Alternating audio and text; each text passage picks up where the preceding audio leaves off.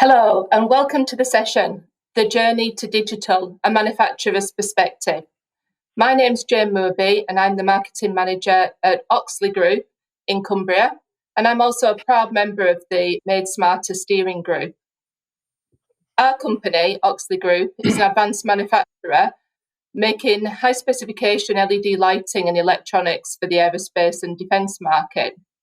We're a family-owned business and we've been here in Cumbria for 80 years, and we provide a full end-to-end service on our site here with designing, manufacturing and testing our products before we ship them out to customers around the world. So I'm very aware of the challenges that manufacturers face in terms of harnessing technology in order to improve their productivity. I'm sure you're all aware of the Made Smarter programme from this morning's sessions. It's the UK's movement to drive productivity and competitiveness through digitalisation. This session is designed to inspire you by talking through some real-life examples from other manufacturers in terms of the value that technology has brought to their businesses. And I'm joined here today for this discussion by a panel of 4 leading manufacturers from across the region. We've got Keith Scobie-Youngs, a director of Cumbria Clock Company, Peter Saunders, director of McKinnon & Saunders, Rod Warr from Beverston Engineering, and Luke Walsh from Brainboxes. So as we go through the session, we'd be delighted if people wanted to pose us some questions, and you can do that by using the Q&A function in the bottom right-hand side of your screen. And we'll come to those questions at the end of the session.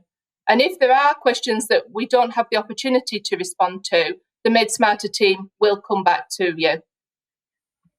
So I'm going to start by asking the panel briefly to introduce their business and tell us about the challenge that they faced and how they've addressed that challenge using digital technology.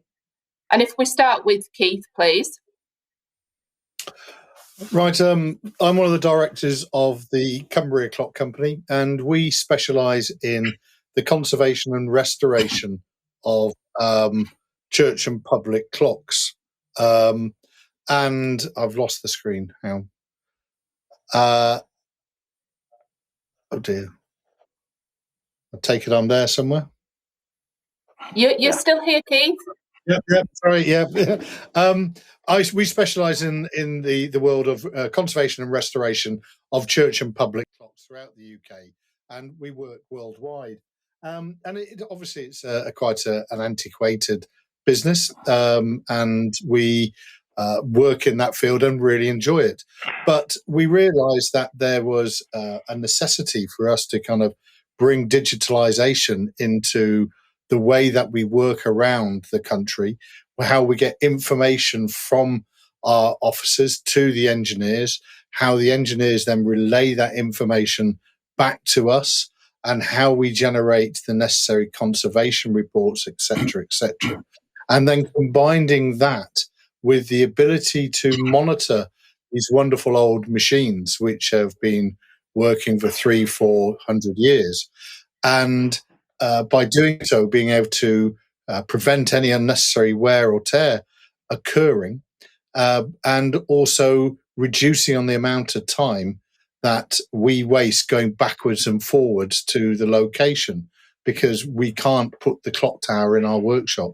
So by embracing this kind of digitalization, we have started to see the benefits of that, really.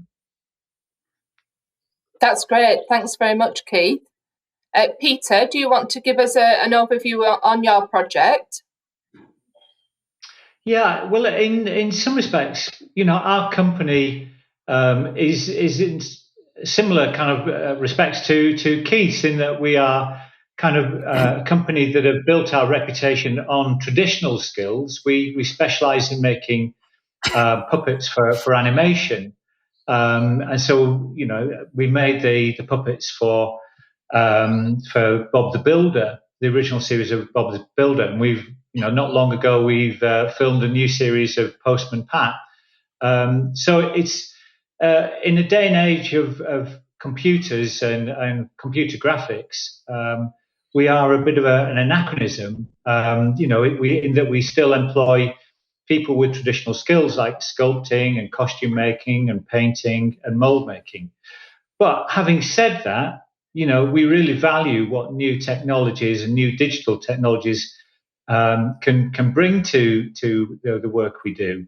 So, for instance, we use a digital technology to film animation with. We use CNC machines and we use 3D printing. So we're always on the lookout for ways of adding to our toolbox. So we still have the traditional crafts, but we also have the ability to use digital technology and new machinery to enhance the work we do, and also to do it more productively and cost effectively. That's great. Thank you very much. Rod, do you want to give us an overview of your project? Yes, I'm Managing Director of Beverston Engineering, and we supply safety critical parts to industries such as aerospace, pharmaceutical, and the oil and gas industry. My project was initially started when I heard about industry, the fourth industrial revolution.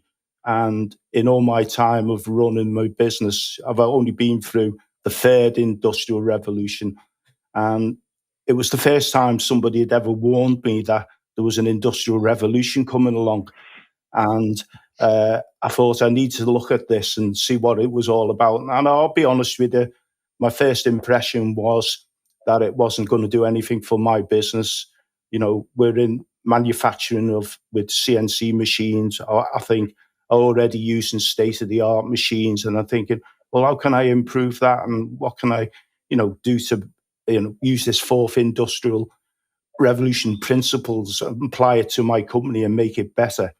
But eventually the penny dropped, and it wasn't about automation exactly. It was more about collecting data, analysing it, and looking at where you're producing waste. And, it's very easy to collect data, but it's not so very easy to analyse it. So I started a project, where we were going to connect all the machines up digitally, collect data instantly. I wanted what was happening on the shop floor to update my ERP systems with live data, what was really going on, and keep everybody informed. And that's where I started my project, and Made Smarter came along and helped me out with it.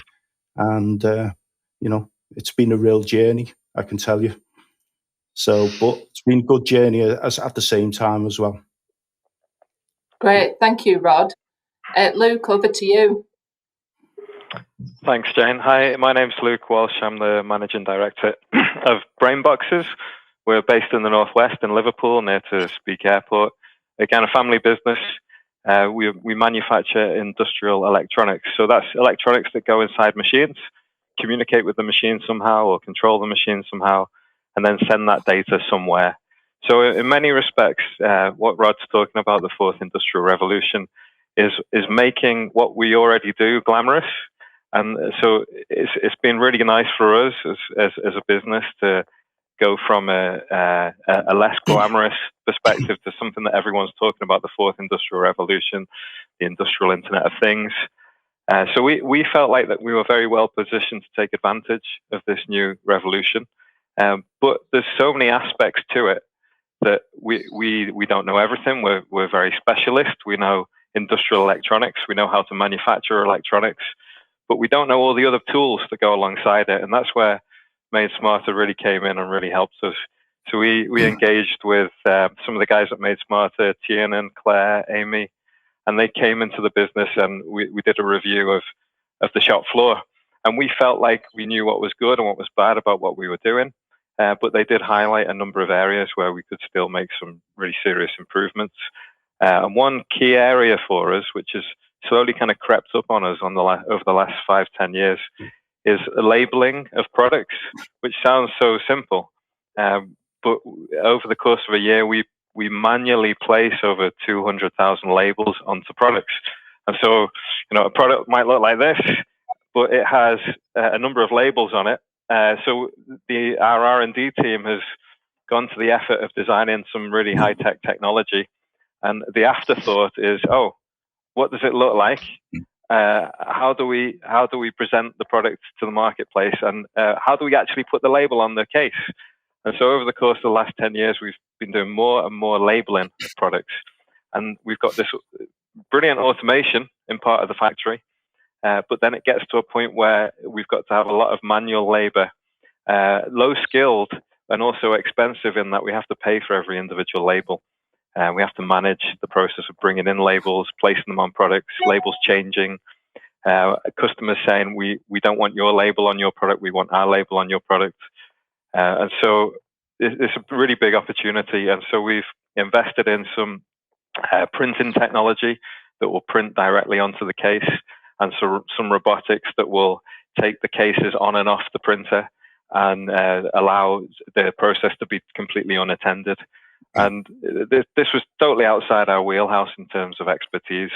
Our products are found in lots of different industrial environments and sometimes research environments. So an example of that is at the South Pole, the British Antarctic Survey use our products to remotely monitor the energy consumption of their platform.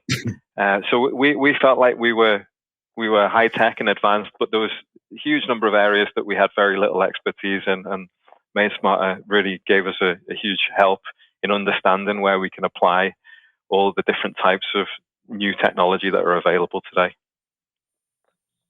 That's great, thank you. And I think it's really interesting to note that different types of technology can be implemented across all different kinds of businesses. From what Peter was saying about a very traditional sort of craft-based industry to my organisation and the area Rod works in, of aerospace and defence, with very, very high exacting standards. And I think a lot of people consider the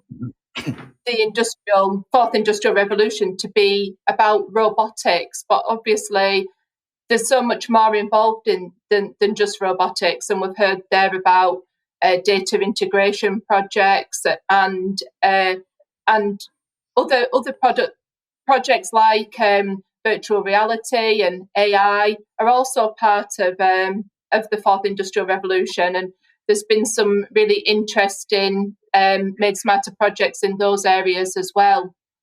So in terms of Made Smarter, we all know that Made Smarter don't just provide funding, they also provide that independent expertise, which is really critical in supporting businesses in finding the right technology.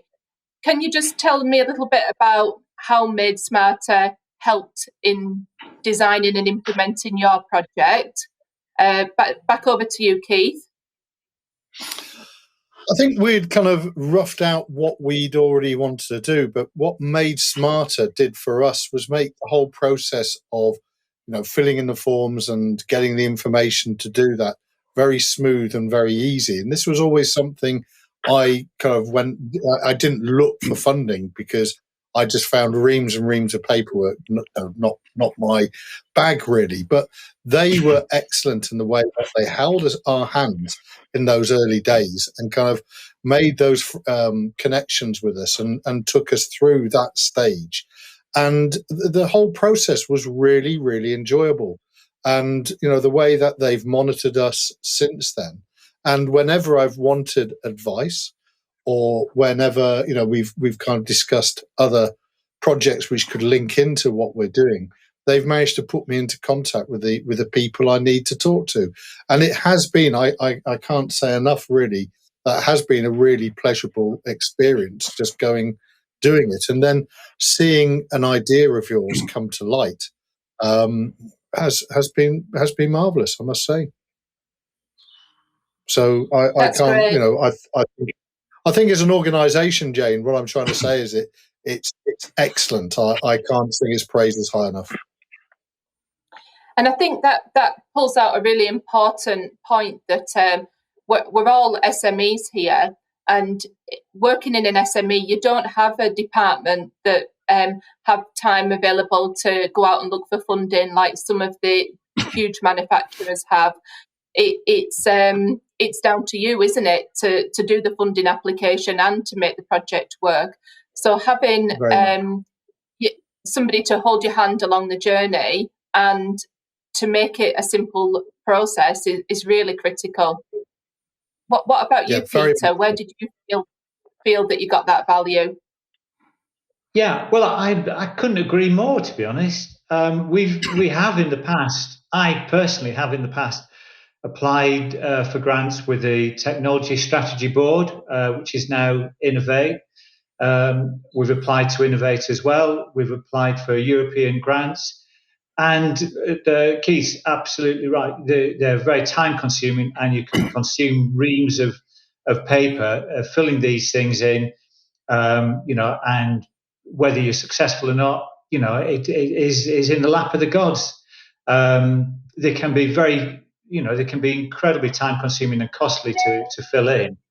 And that's even more punitive when you don't get it. I think the difference with the Made Smarter thing, which I thought was really impressed by, is that you submit when I applied anyway, which is very early days, is you supplied a brief outline of what it was you thought you wanted, and then they would send a specialist representative to the organisation. So we had one of the Made Smarter team came here, and we discussed what I thought we needed, and then the person was shown around the building, and we had a long discussion about how we operate, what skills we have, how we run the business.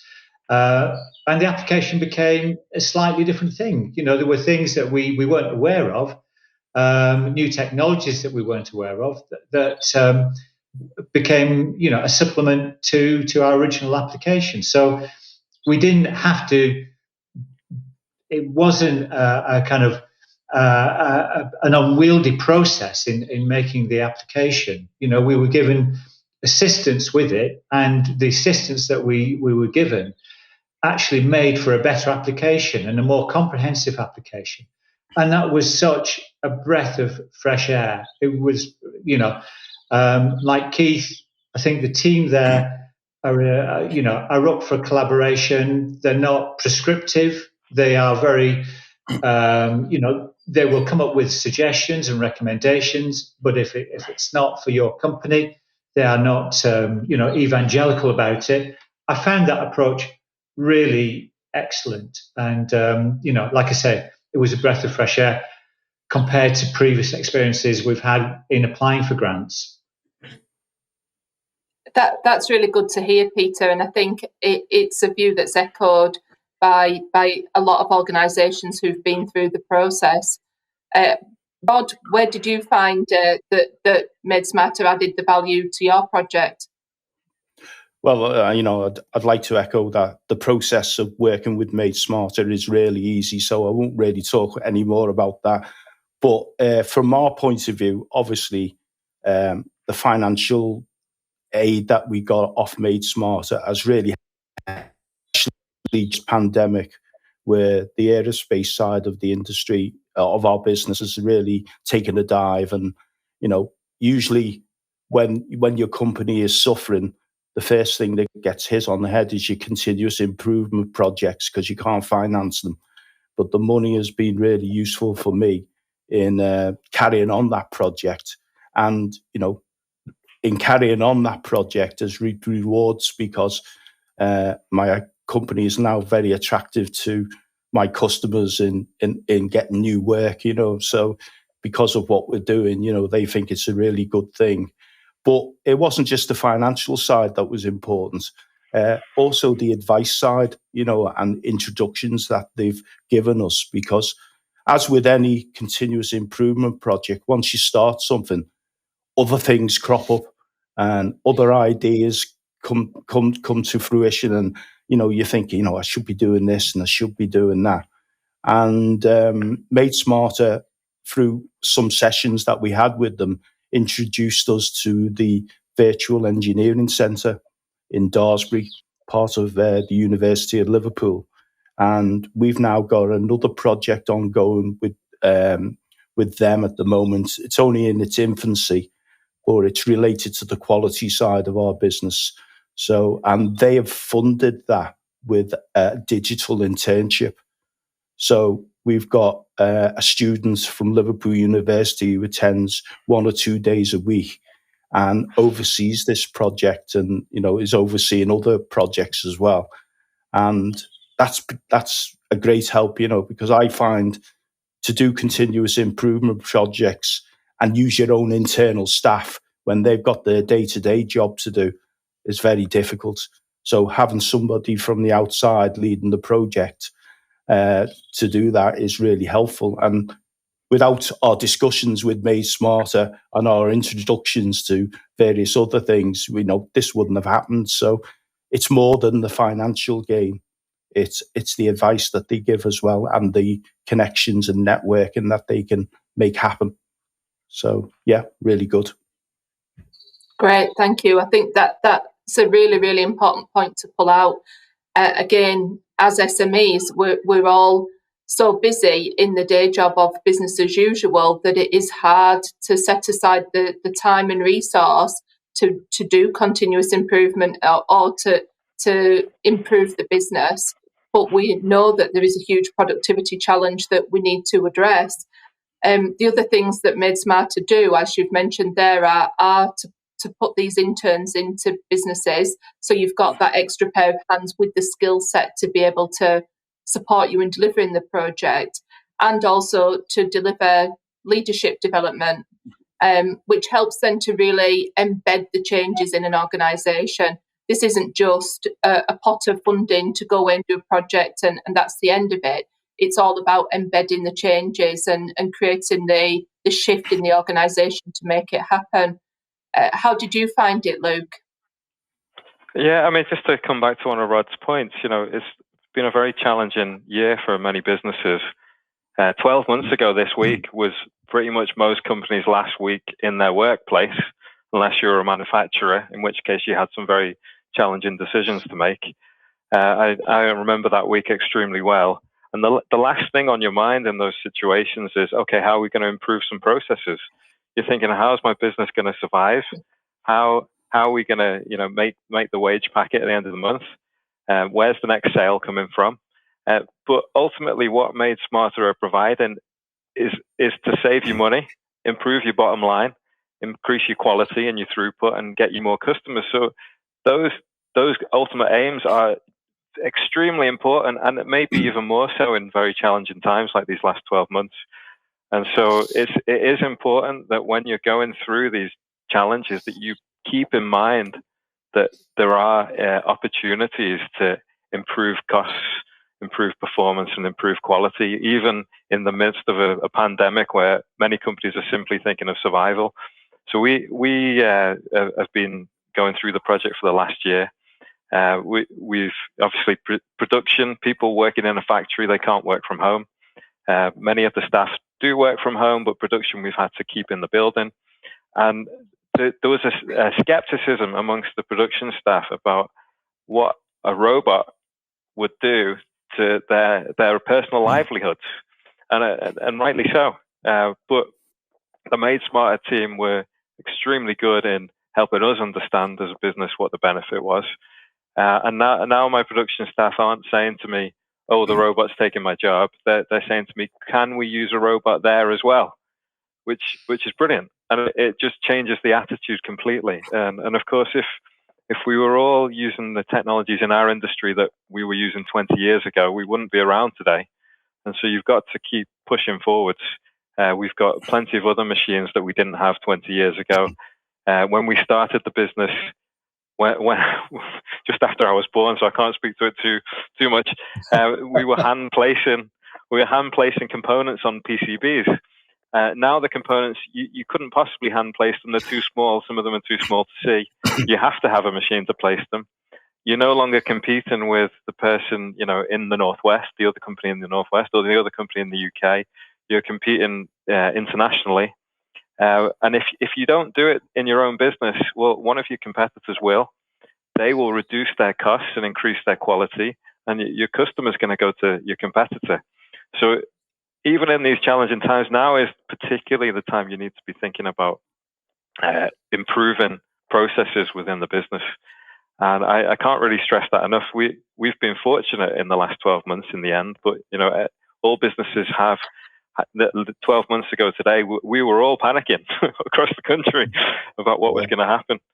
And I can't stress enough that even in those challenging times, that's particularly when you need to be thinking about process improvement from a point of view of your bottom line for your business. And so Made Smarter and the skill set they provide, and they're not preaching to do things their way or a particular way. They're coming into your business with an open mind and presenting you options for what may benefit you.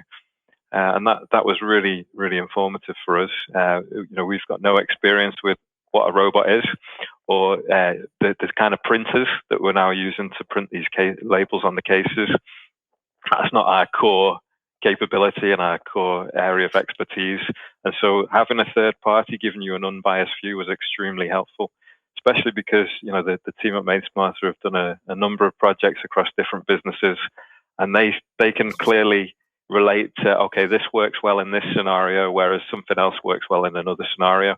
And so the fact that they've got this broad experience across so many different businesses will really benefit one individual business who goes to speak to them. Thank you, Luke. And I think you brought out a really interesting point there about COVID and our recovery from COVID. As we mentioned earlier, we all know that productivity in the UK isn't as high as it could be. And you mentioned there that we're competing on a global scale. And so we're competing with organisations maybe in Europe, maybe in Asia, that have much higher rates of productivity. And in order to be able to remain competitive, we absolutely have to address processes and improve our productivity. And I think that brings us on nicely to the next theme, which was in terms of what were the sort of successes that you saw in your business, and how do you think that that's going to support your business in recovering from the pandemic and moving forward? Keith, over to you. I think for us kind of recovering from the pandemic, it will just make us that bit more efficient. So one of the things we built into our management system was because we have engineers based down in Devon, Brighton, Bournemouth, Leeds, London, all over the country, employed full time by us, and getting information to them is key, and getting correct information to them. So with a new management system, the people in the office can actually plan their routes for them, put all that information along with contacts, the type of clock, the information we require, the job that they've got to do, and email that directly to them. And that has meant that there's no slowdown in paperwork, things getting lost in the post, or just not people picking up all their emails. It goes straight into their management system. And that's just made everything more efficient. And then when we have engineers who will go and take a clock out of a tower, say in Kent or say in Cornwall, and then they have to make notes and all that information of what they expect the conservators to do in the workshop has to be given to them accurately, and what they're going to require when the clock goes or the mechanism goes back to the tower. And this has meant that the conservators in the workshop have almost an insight into everything that the engineer who took the clock out saw, a whole set of photographs, and then they can do the work. The engineer who took the clock out can put down what he wants. They can compare that to the original specification written by myself or one of my other colleagues, and then it gets done, it gets put on test, and when it goes back to the engineer to reinstall, they've got all that information, so they can look at and say, well, Mark in the studio did this, that, and the other. I understand this is the timekeeping properties of the clock. I've got that. And it's just making the whole process smoother because of that easy transition of information. because our engineers were very methodical people, but they might do a sketch on a piece of paper and then that gets misplaced in the van or doesn't even get to the workshop. So that's what we've managed to get rid of. And then obviously if it's just an annual maintenance, they can finish the maintenance. They tick finished. It goes straight to the people in the accounts department and it gets invoiced. If it needs extra work, it just gets sent to the right person. So it's just cutting out a lot of that paperwork, which I think we all get bogged down in. And with the new monitoring system, which we hope to develop, that is just going to take us to another level of efficiency, and not just affecting our bottom line, but it will reduce our carbon footprint because we won't have to have so many trips to site and so many miles being completed by the Cumbria Clock Company, which has to be a positive thing. So I'm really excited coming out of lockdown for a number of reasons, not just the pubs being open again, but also the fact that we will be able to test this management system and reap it fully and kind of start to reap the benefits of it. So yeah, I think that's how it's going to help us. That's great, Keith. It's really interesting to hear that. And Peter, you might work in an industry that hasn't been so heavily impacted by COVID. Do you feel the same? Well, we were heavily affected because for companies that do computer-generated animation, they could send all their workers home, give them a laptop or a computer and a monitor, and they, so long as they could all access the network at the main base, they could continue completely unaffected. In fact, some of from some of the people we know down in London, their productivity actually went up with people working from home. Now, unfortunately for us, a lot of our skills are workshop-based skills. We have people, sculpting, and people who do, machining and engineering and costume work and what have you. So, it wasn't a straightforward situation of saying to everybody, yeah, you're working from home and we'll do a Zoom call, twice a day or whatever. It was really problematic, and we had to try and establish all of our team, who were kind of artisans, as it were, with their own workshops and their own kind of working areas in their own homes, and then we tried to survive as best we could. The Made Smarter couldn't really address that situation. I think in our instance, the Made Smarter grant and the help that we got from the specialist team there was in looking to cutting edge technologies. So we've been very lucky in the 28 years that we've been in business that we've got a reputation for very high quality work, which we have built up and we're renowned for throughout the world. But there's a lot of new guns in the business who are on our tails, and so for us it was a question of using or exploring the possibility of using new technologies to give our work a kind of an added benefit. So we could give something more sophisticated, something more cutting edge to the client, and say, look, well, these companies are making their puppets like this, but we can do it in a way which is a lot more sophisticated, has a lot more capabilities, isn't necessarily cheaper, but is a better, more kind of ahead of the curve product. Strangely enough, the research that Made Smarter enabled us to do, I think, has achieved all those ends. But it is also actually we've found that we actually can improve the productivity of the work that we do in using this new technology. It actually reduces times where we have to do multiple versions of a puppet. We with this new technology, we can do that a lot more quickly now. So it's had kind of benefits that we hoped it would have, but also unseen benefits that have come along, which we're very pleased at. That's great to hear. It's really important, I think, as we move out of this period, that we have those processes in place to help us to be more productive and to help us to be more competitive. Because as you say, we're not always competing with the same type of technologies. How about you, Rod? We've all heard how heavily aerospace has been impacted. Yeah. Well, obviously, my digitization project is about 2 years old now.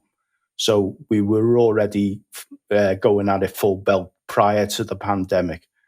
And aerospace, even in the good times, it's a very, very competitive market. You are competing with low labour cost countries. And that's where the UK have got to think smarter about producing stuff and quick, cutting out the waste.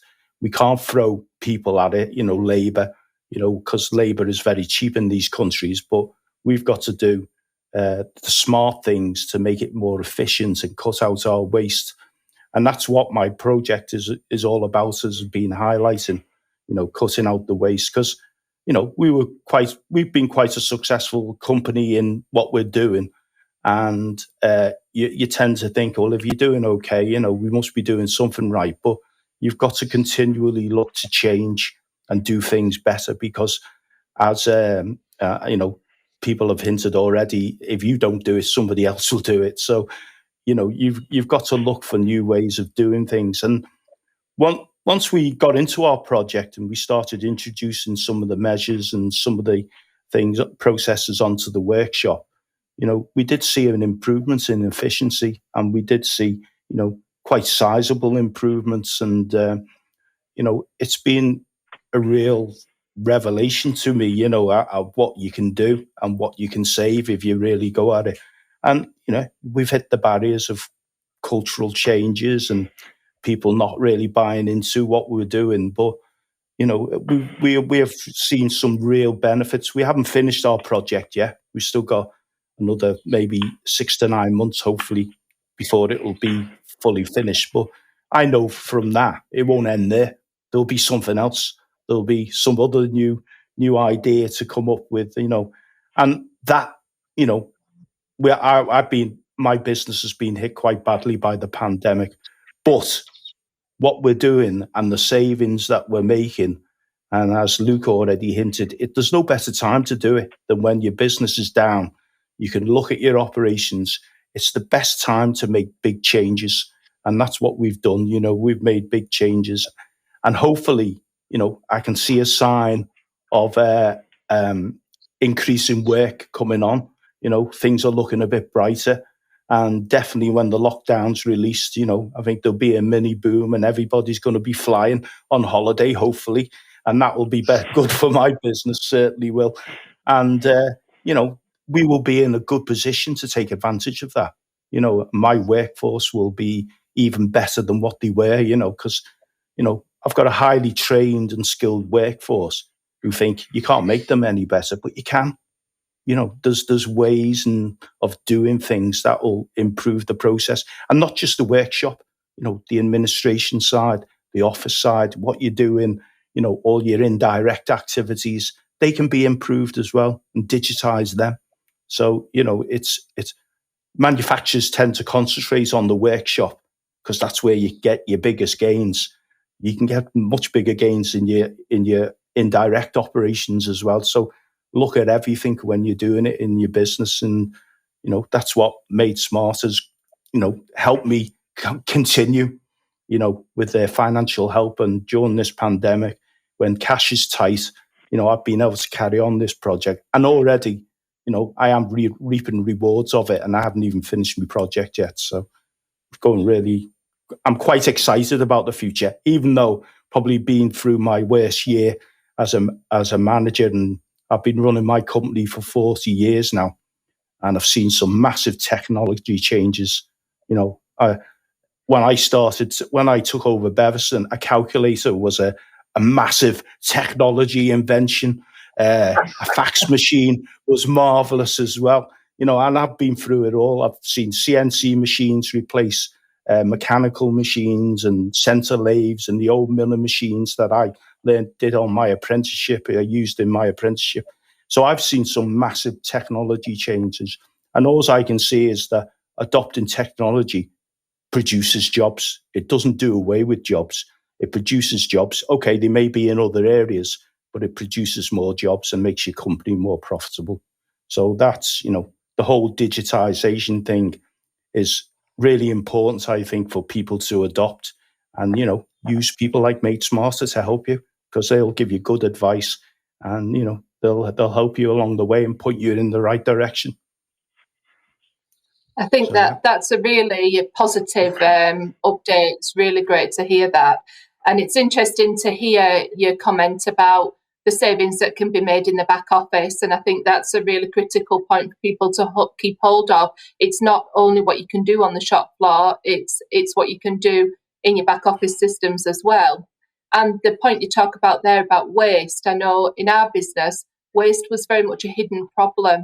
And we weren't measuring what level of waste we had. And so when we put data processes in place to measure that waste, we then started to understand what level of a problem we had. And that drove us down routes of investigating other processes and how we can make improvements in those processes to address that issue. So measurement and data is really key, I think, to all of these projects. What about you, Luke? It's difficult going last in this conversation. Everyone said covered all the points.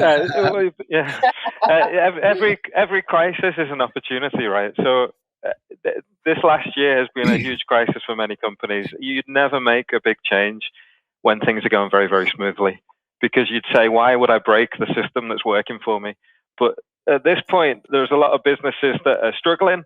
And now is a brilliant time to improve some aspect, because people are open to change when there's a crisis, because they can't provably say to you, no, everything's fine. The other thing is, talking about linking to the back office and the workshop. Often the managers are making decisions based on anecdotal information. I've been involved in numerous conversations where someone said, well, when I walked past that machine, it wasn't doing anything useful. And somebody else says, well, when I walked past it, everyone was dead busy and it was fine. And the problem with that is it's just two moments in time, and the managers are making their decisions based on those two moments. And that's not good enough. And so you need to move from this anecdotal information to like facts and real numbers. And by linking the shop floor to the back office systems, that's how you can go from this anecdotal approach to improvement, to a data-driven approach to improvement. And I think that's really critical in businesses these days, that people appreciate they can't see everything all the time, and instead they need to rely on a source of truth that is monitoring the real situation. The other thing that I've found is the guys on the shop floor, they know what's wrong, and they know what's working, and they know what's not working. And often it's a failure to communicate from management to really understand what is good and what is bad. When it comes to waste on the shop floor, the guys know where the waste is. They absolutely know.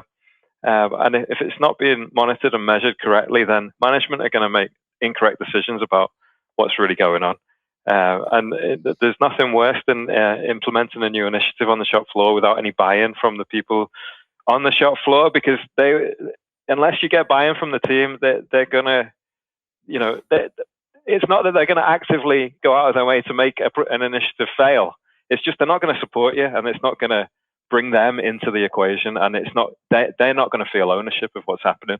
So, I mean, I'm making a spattering of points, but I think they're all really important when you take on a new project, that you get buy-in from the team by, Rod rightly said, you don't have time in your business to have, especially in an SME, to have an innovation department.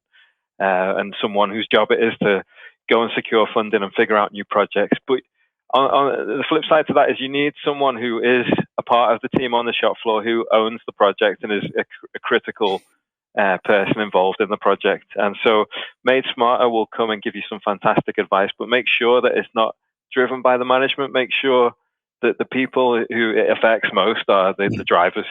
I've learned so much by doing that, because the job of a manager is to have some kind of vision about where you want to go. But what you need to appreciate is often your vision's wrong, or there's lots of aspects of it that can be greatly improved. So, I thought, great, we need to print labels on cases, because we're spending a lot of money putting labels on. And we pay per label, and we pay for the time, but there's a load of extra benefits that you don't appreciate once you start the project. One of the benefits is the marketing team are constantly having to change the label, because we've got some new accreditation, or UKCA, we need to put that on the label now because we've come out of Europe, or there's some characteristic of the product that's changed or improved. And so there's this huge process that we're cutting out by printing directly on the case, because the marketing team no longer have to communicate with the purchasing team, who have to communicate with the supplier, who have to change the tooling for the label, and we have to order it in the right quantity so we don't run out, but we don't buy too many, so that next time there's a change, we don't have to scrap a load of labels. So there's all these hidden things that are going on within the company that although it's nice to print a label on a case, you kind of totally eliminate all those other areas of waste. And the other nice thing we've discovered from printing directly onto cases is when customers come to us and say, we want you to put our brand on your case, I no longer have to say to them, well, you need to order a minimum of some number of 100 units, and you need to wait 4 weeks for us to order the label from the supplier and bring it into the building. That totally cuts down our time to ship customized products to customers. And, we're doing high-tech electronics, but the electronics isn't the bottleneck in that process. The bottleneck is sticking a custom label on a case.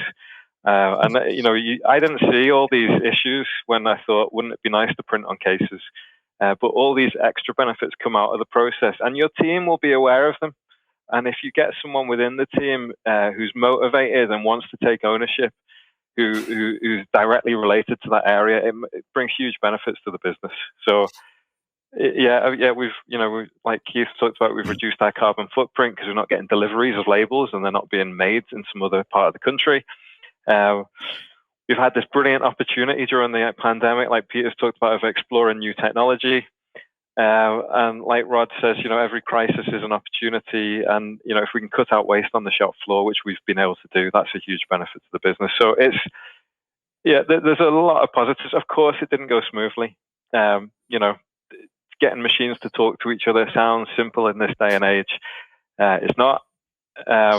People say, oh, don't worry, this problem's been solved. You just plug it in and that talks to that. It doesn't work that simply. There's always hiccups in that process. It'll always take you 2-3 times longer than you thought. But the benefit's still there, and it's still totally worthwhile. So, yeah. That's great. Thank you, Luke. And I think you touched on another important point there, which was carbon footprint, and Keith touched on that as well. And we're all living in a society where we need to be very aware of our impact on the environment, and being more efficient can help us all to achieve that as well. I'm conscious of the time, and we've had a few questions in, so I'll move through to pick up on a few of these questions. So I've had a question in here about how have people's teams responded to the change, and I think this is a really critical one. And Rod, you mentioned that not everybody came along for the journey. Have people found resistance when you've tried to implement these changes, or have people been willing to accept them? There's always this fear that, as you said, Luke, robots take away people's jobs, and it's very important to get across the idea that this is about growth for everybody. It's not about robots replacing people's jobs. How have you found that, Keith? I think everybody at the company liked the idea of a new management system. The problem is, I have I have men who and women people who work for me here in their 60s, and they've just got used to the smartphone, and so to kind of bring in something new they're willing to do it, but it's a whole new world for them. So I think there's been that side to get over that. The younger generation in the workshops kind of take to it like a duck to water, which is fab. So I think that's the only problem I have. I haven't quite had the extent of people refusing to use it and wanting to stick with the paper version, and that wasn't going to be an option, but I didn't have to kind of say, I'm not going to do that anymore. So it's been a positive thing. I think with anything you bring in, if you're open about it and talk to your staff about it and they see the benefits in it for them as well as the company, then my experience is that usually it kind of gets accepted quite readily and quite well. That's great. Thank you. How about you, Peter? Yeah, well, very quickly, the people were concerned. There's two aspects to the project that we've applied to for Made Smarter. We've nearly completed the first one. The second one is kind of more about a technology that would impact on people's work. But I think with the first project that we did, I don't want to be too specific about it, but people were concerned that it would affect their employment. But once we trialed it, and then we could show them how they could use it themselves and how it would save them time to do the work that we ask of them, they were really excited by it. So I guess it's about managing change. But a lot of the people we employ are young, and I think they're a little bit more up for new technologies than say people like me. Although I recognise the value of it, I'm not very good at the application of it. Whereas I think the younger members of the team are. So it was good. It's been good. But you're here making it all happen, Peter. Yeah, well, maybe. What about That's you, true. Rod? Oh yeah, I've come up some major barriers with some of my workforce, in some of the changes that I've introduced over the years, and you've just got to persist with it, and push through it, because eventually most people see the benefits of it.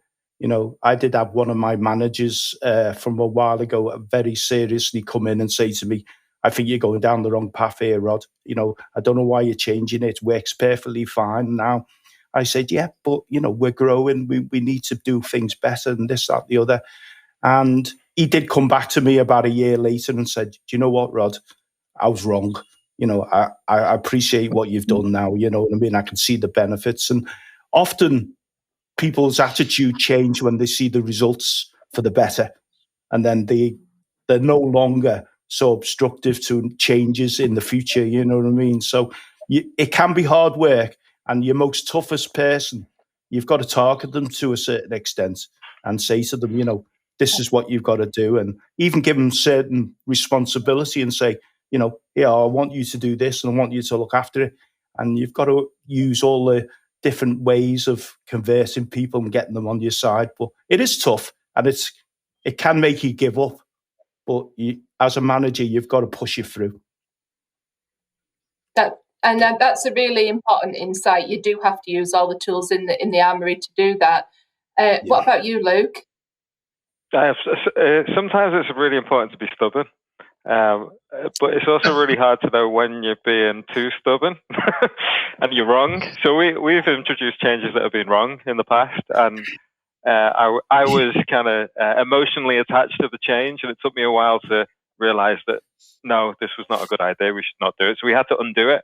Other times we'll force something through, and a year later, no one can remember what it was like before that change. No one could even imagine how the business could have worked before you made that change.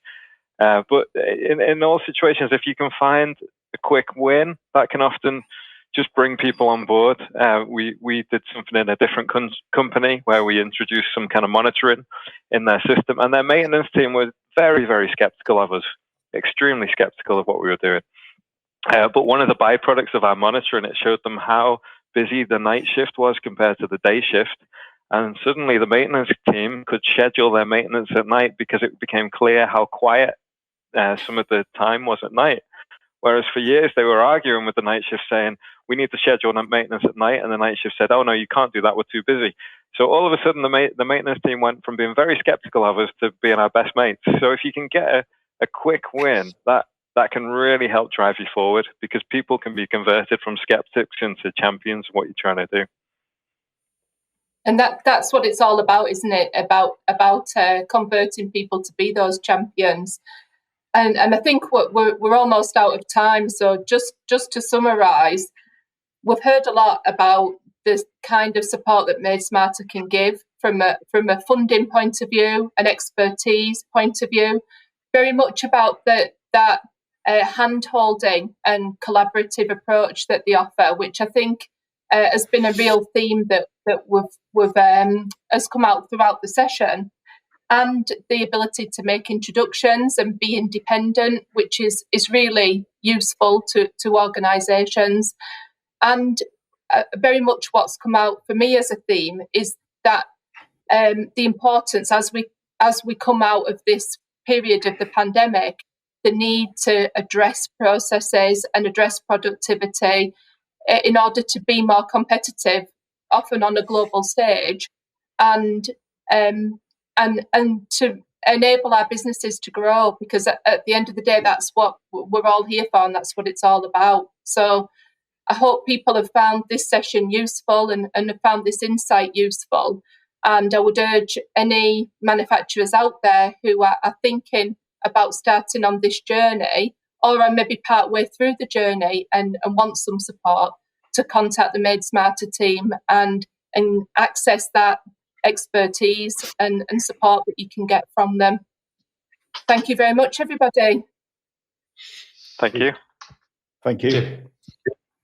Very enjoyable.